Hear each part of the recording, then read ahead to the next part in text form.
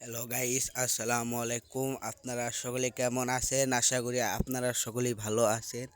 আজ আপনারা দেখতেই পাচ্ছেন আমি এমন এক গাছ নিয়ে আলোচনা করতে যাচ্ছি, যেটির নাম হলো পাইকা গাছ। এই যে দেখতেই পাচ্ছেন কৃষক ভাইরা এই পাইকা গাছটিকে রোপণ করেছে, তাই যেন এই পাইকাটি খেতে পারে এবং বেচতে পারে, সেই জন্য কৃষক ভাইরা এই পাইকা গাছটিকে রোপণ করে থাকে।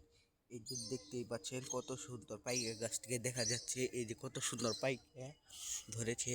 এরকমভাবে পাইকা ধরবে, এরকমভাবেই করবে, সেই জন্য কৃষক ভাইরা এই পাইকা গাছটিকে রোপণ করে থাকেন। এই যে দেখতেই পাচ্ছেন এই পাইকা গাছটিকে বুনার পর এই পাইকা গাছের গোড়ায় সার দিবেন, গোবর দিবেন, দেখবেন এই পাইকাটি আস্তে আস্তে বড় হবে এবং অনেক ভালো হবে। সেই জন্য কৃষক ভাইরা এই পাইকা গাছটিকে রোপণ করে থাকেন।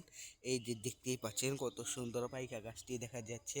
কৃষক ভাইরা কেন এই পাইকা গাছটিকে রোপণ করে এবং কি তাহলে রোপণ করে, এই পাইকা গাছটিকে আপনারা চাইলে কিনে আনতে পারবেন, কিনে এনে তার মধ্যে রোপণ করবেন। রোপণ করার পর দেখবেন এই পাইকা গাছটিকে পাইকা ধরবে, সেই পাইকাগুলো আপনারা চাইলেই খেতে পারবেন এবং করতে পারবেন।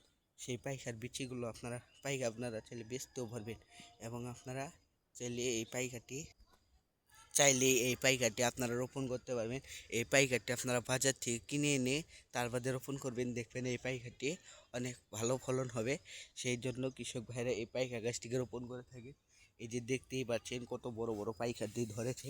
এই যে দেখতেই পাচ্ছেন কত বড় বড় পাইকার, এই পাইকারটি আপনারা চাইলে বাজারে বিক্রি করতে পারবেন এবং করতে পারবেন। এই যে দেখতেই পাচ্ছেন কৃষক ভাইরা এই পাইকা গাছটিকে রোপণ করে থাকে।